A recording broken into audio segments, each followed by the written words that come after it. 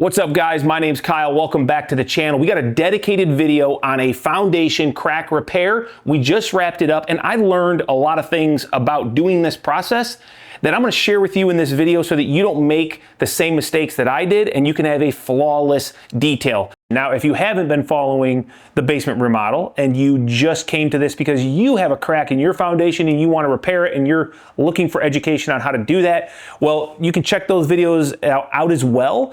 But today's video is all about this crack right here. This all started with I was going to have a local company come and do this for me. And while that is probably a wise idea if you don't feel comfortable doing it, it was a lot more money than this kit. In fact, it was 20 times more to pay somebody to do it than buying this kit alone. So that means I'm gonna do it myself because I'm a DIYer at heart. Now, Greg and I actually did a bunch of water management outside of this wall so that any surface water, rainwater is actually taken care of, and we've got drainage tiles and stuff to get the water away from the wall. But we're still gonna do the crack repair to hopefully mitigate any issues in the future, okay? So the first thing that we have to do according to these instructions is we need to clean this area. You will see that somebody at some point decided to put like a hydraulic cement or mortar or something over the crack, and that maybe lasted a little bit, but it's flaking off and you can see the hairline crack right here. It's not a big crack, but water doesn't need a large crack. What we're going to do is clean this off. We're going to take a grinder and we're going to open up that crack, make it bigger. And now this kit says that you don't have to do that, but we're gonna do it because the way this process works, I want the best chance of filling this crack in its entirety from the top to the bottom with the epoxy to make sure that water doesn't make its way through. And I'm afraid if I don't do the grooving of the crack, that it's gonna be hard to inject the epoxy in. But before we do that, because this is my house and we're gonna probably be making some dust, we're gonna go ahead and build a little wall of plastic to make this a little bit more dust-free. I don't want stuff going into my vents and out through my house. So, okay, hey, look at that. So, there we go. Greg just took off a nice chip, so you couldn't even tell, but you think that's rust water? You know, somebody said that this could be coming from a leak in plumbing because it's rusty. There's no plumbing. But there's no plumbing anywhere on this side of my house. So it was a good call, but so look at that. Wait a second, Greg. Look how small that crack is underneath there. It might be hard to even, well, we'll have to kind of get all this cleared off and then we'll identify where it's going. Why don't you start low and I'll start high, okay? I'm gonna go get glasses. Yeah, you need some glasses, man. Now, I don't know the answer to the, I wish I had one of those like tools to just like, what do we decide, a stipler or something? I don't know. But there's gotta be a better way to do this. I just don't know if I have the right tools for it. Would a, whatchamacallit?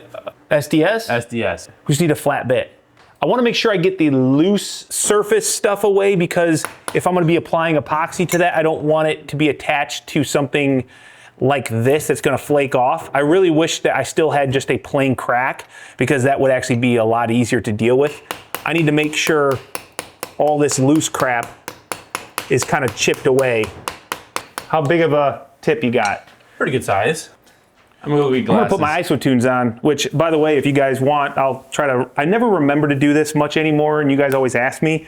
Yes, I do have a link and a code to save some money on ISOtunes if you don't have a pair. They're just nice, you know? Take phone calls, listen to music, and actual hearing protection, noise canceling, like AirPods, and this is not like, I don't want a defamation suit, but Apple AirPods aren't for hearing protection. I always see guys with them on the job site because they have noise cancellation. That's not hearing protection. It's not decreasing the decibels that are going into your ears, so.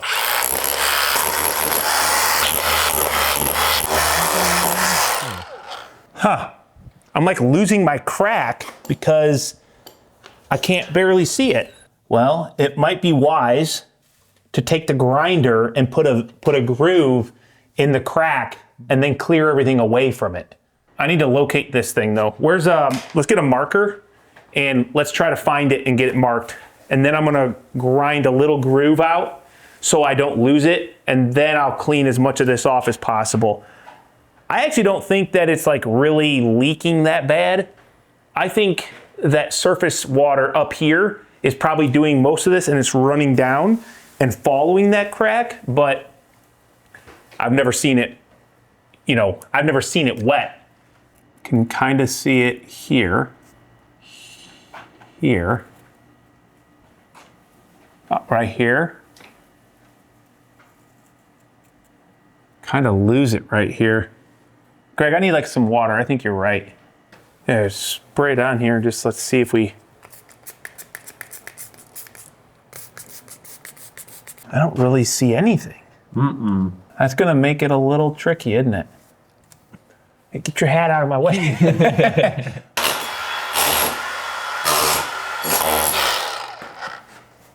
Yeah, pretty evident now. So look at this, guys.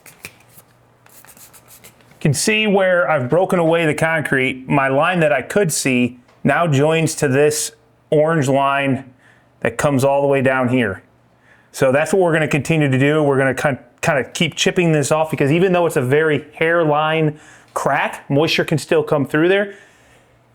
And that is why this kit says, hey, you don't have to V-groove, chip, or drill anything. You just put this over top of that crack. I don't like that, because you'll see later how this system works. I want to fill up that entire crack, and I'm afraid if I don't remove material, it's not going to be able to work its way in, and then it won't be as effective. So we'll go ahead and get this all chipped out, and then we'll move on to the next step, which will be grinding the crack clean.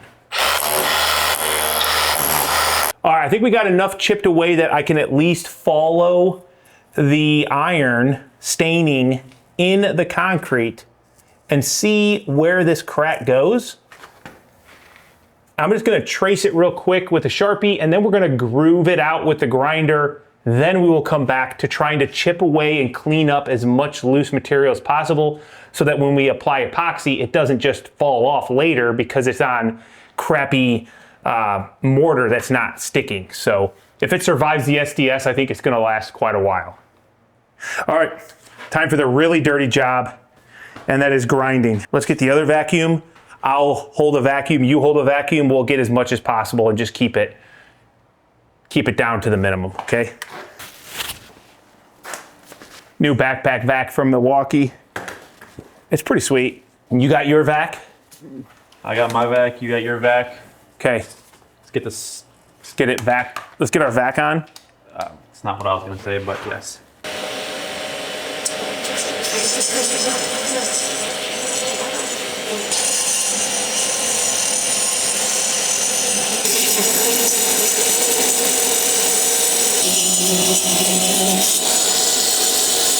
So we can see the crack here, but it's very hard to see right here. Like, if you look in here, you can literally see a hairline crack. You see, like right here, do you see that? Yeah. And then you can see it a little bit in here, but I can see the crack. I can see maybe the crack in there. Very hard to see, Greg. Well, the good news is we're gonna cover it entirely with epoxy. Right. But in general, you can see the crack, and then it just kind of turns into a little tiny hairline. Okay, let's go ahead and get this kind of opened up, and then maybe I'll make that groove just a little bit more profound, you know?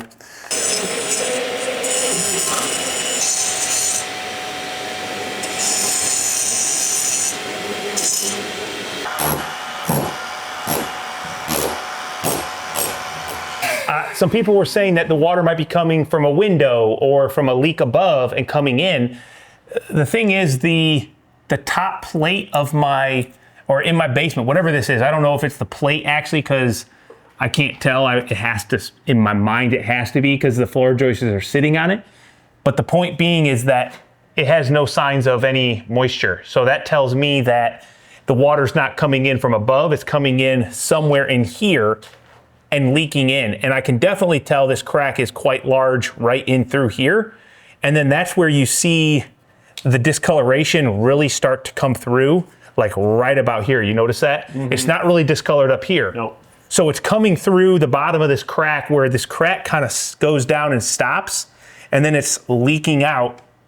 So I think we're gonna go ahead and clean this groove out a little bit more, make it a little bit deeper, and then get the surface cleaned, get the crack cleaned, and then we'll get into the actual epoxy repair kit and do this first step. I think that's pretty good, Greg. Think we did all right.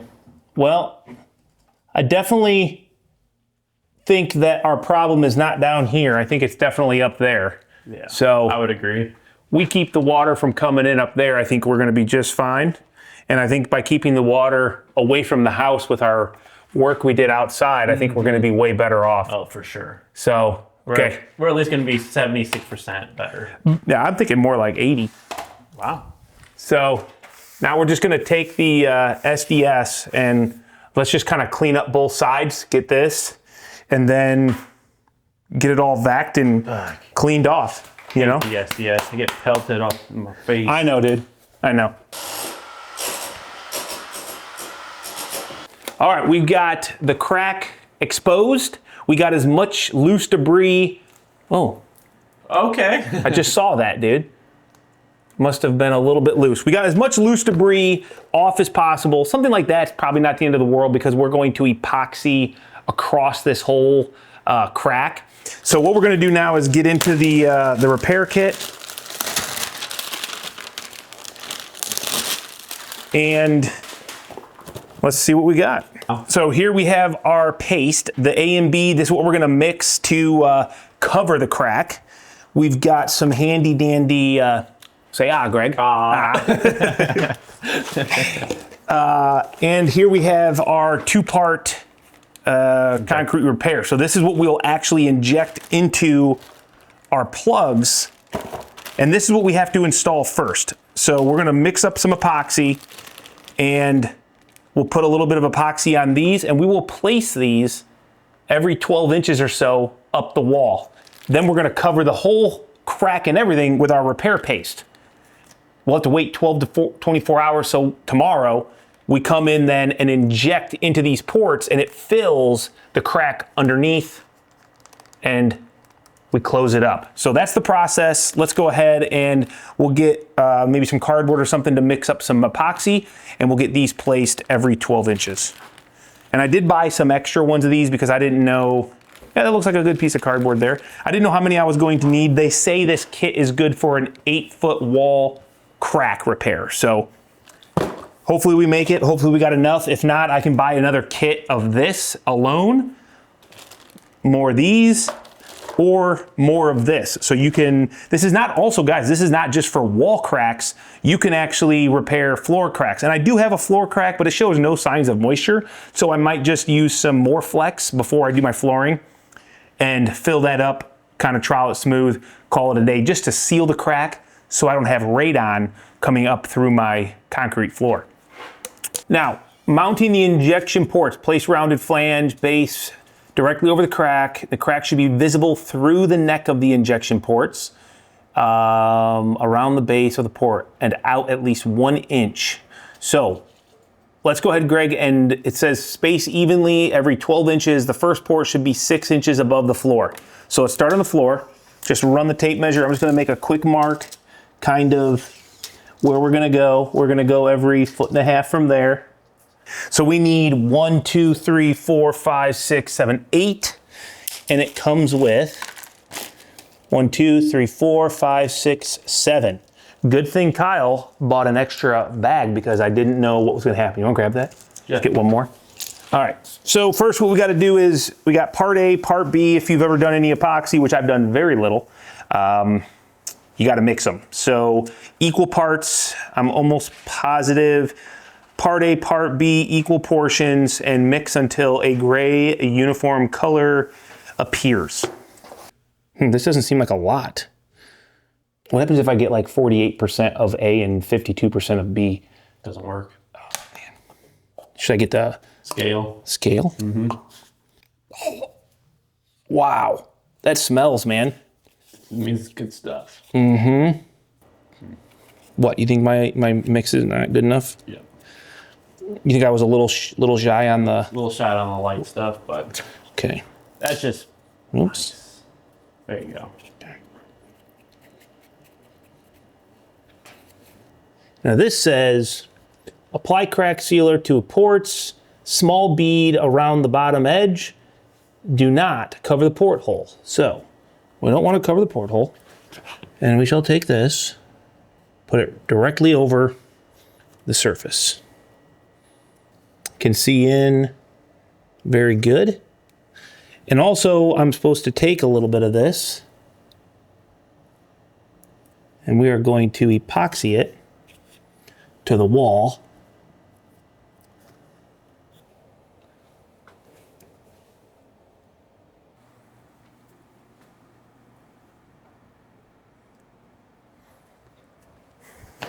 Nice.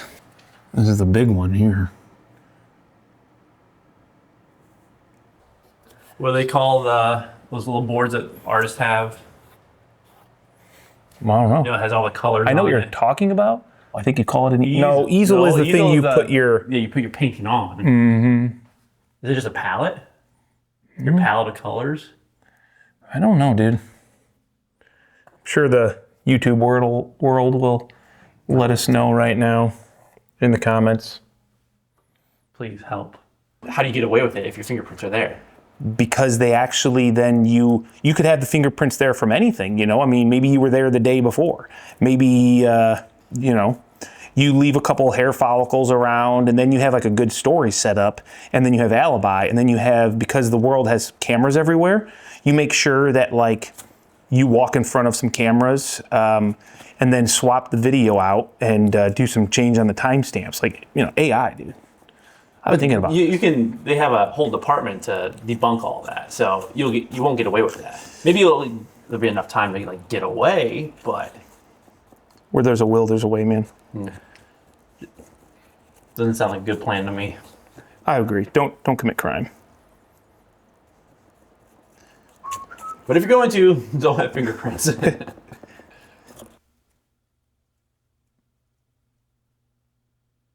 Now, here's the problem I see. I don't want to get it into the crack. No. So I need to go over the crack, but not into the crack. You know, kind of do one of these deals.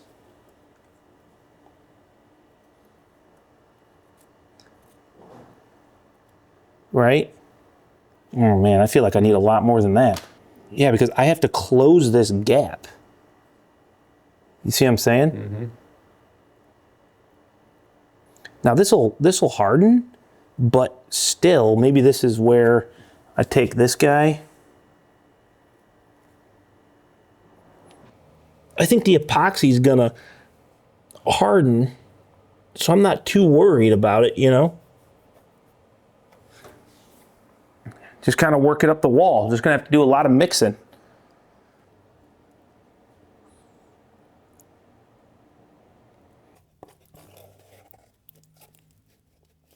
I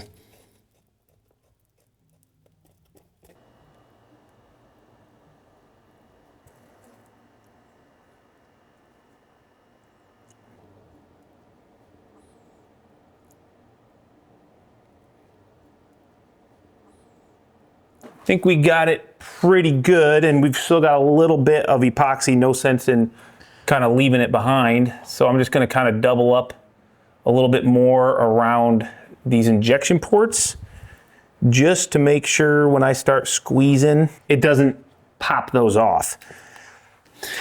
The big thing also is making sure that I'm still lined up in the crack, which I am. Yes, looks like we're golden. I think I'm just gonna take this and I'm gonna spread it out to the edges a little, specifically like right in here.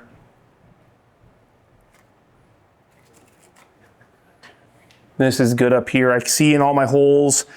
One full kit, used it all. So now we're gonna let this cure till tomorrow, and then we'll come back and we'll work on the injection ports. All right, guys, next day we're back. The epoxy has hardened. These guys seem pretty solid. Says 12 to 24 hours later. I don't know, we're in like the 18, 19 range maybe, something like that, 20. So what we have to do is we've got this welding epoxy, whatever, I don't know, it's some 2-part that gets mixed, I think. Yeah, it is. So we've got to inject this and we're gonna work it up. I did notice, because I was kind of weird and I blew on, which one was it, Greg? Yes, this one right here. I get a little bit of air coming out around here somewhere. So we're gonna find out if that's a problem. And as we push the product up, we might have to do something to hold that. I don't know. I did get another kit of epoxy that I could put over it if there's an issue, but I don't know if once you start this, you want to stop and wait. So I don't know either. Probably not. So we're hoping that we can just kind of put something to stop it, and it will, because the air does flow pretty good, as you could tell when I blew in this.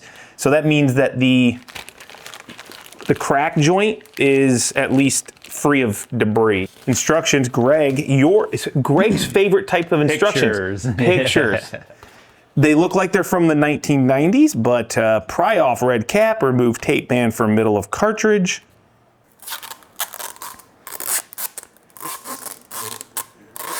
I'm still confused. What is the purpose of that? I wonder if it keeps that like pinched and closed. I don't know. No. Insert long mixing rod into the top of the cartridge until it seats into the mixing wheel, okay? And turn clockwise until the wheel turns. You're not in the... Oh. Well, isn't that kind of stupid? Is this garbage now? Are you able to... Whoa. Might be able to straighten that out. Wait. There we go. Oh, okay.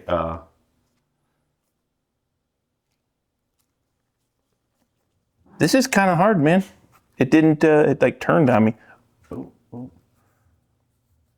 If you get it flat, then maybe you can get that center. But I can't see it. Wait. Okay. No. I think there's a thread. In the right? center. There's a... Yeah. There's a thread on the end of that guy. Mm-hmm. Aha. We got it, buddy. Okay, firmly hold the cartridge and pull up sharply to disengage the wheel. Gently squeeze the cartridge to deform the tin foil barrier. Firmly hold the cartridge and pump the mixing handle up and down. 1, 2, 3. Unscrew the mixing rod, remove, discard, screw in the nozzle. So this is obviously now going to need to go in here. That's definitely coming out of that hole up there. It's waterier than I thought it was going to be. Firm handshake.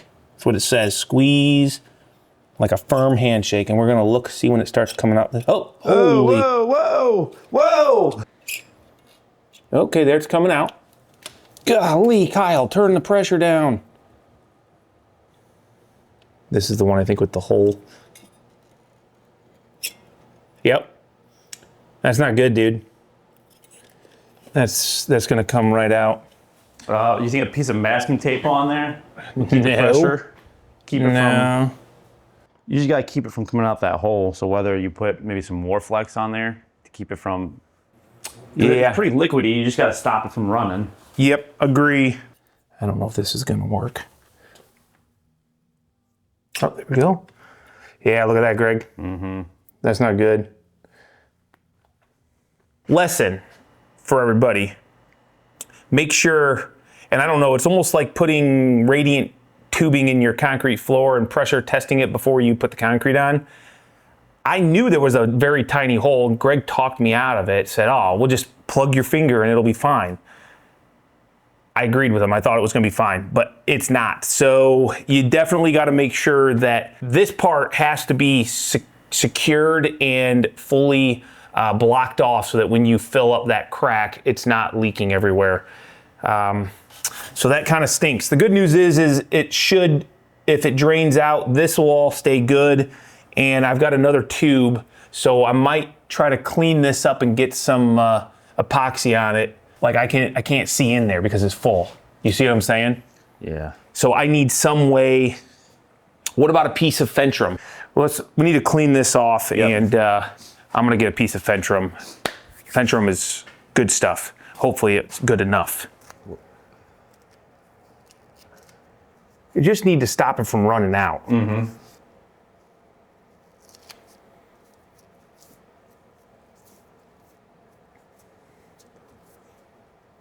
Okay. Shouldn't have had to do this, but hopefully this will keep it from running out.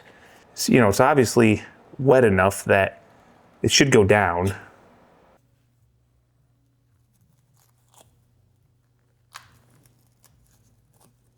And it definitely is not coming out as much as it did before because it didn't drain out that whole thing. You know what I'm saying? Right.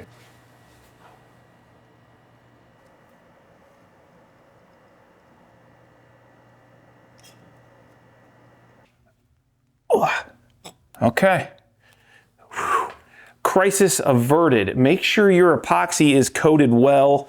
If not, make sure you have a bunch of Siga Fentrum around because that does stick to concrete really well. All right, well, that's the job. Did we do a good job? We won't know until the first major rain. And what we're gonna do is we're gonna keep working on this basement. We're gonna leave this open so we can inspect it. And 24 to 48 hours, that material that we put in should be cured and should be leak free. This was a $2,000 job if I hired it out. I spent $100 on the kit and it was not hard. Definitely the first time it's gonna be a little bit difficult because you've never done it. As you guys just witnessed, we learned a lot. But I think if we did this again, dude, easy. Clean your crack, always a good thing to do. Make sure that you do a good job putting your 2-part epoxy over that crack. Don't push it into the crack because then you're gonna come back with your caulk gun and you're gonna wanna fill that entire crack up. And if you push this epoxy into your crack, you're not gonna be able to do that. So clearly you could see that every time we put it in, it pushed and came out the next one up above, which means we were getting it all the way filled into that crack. So we'll let this dry, harden 48 hours, and then I think we've got 1 or 2 of these little guys that are in our way.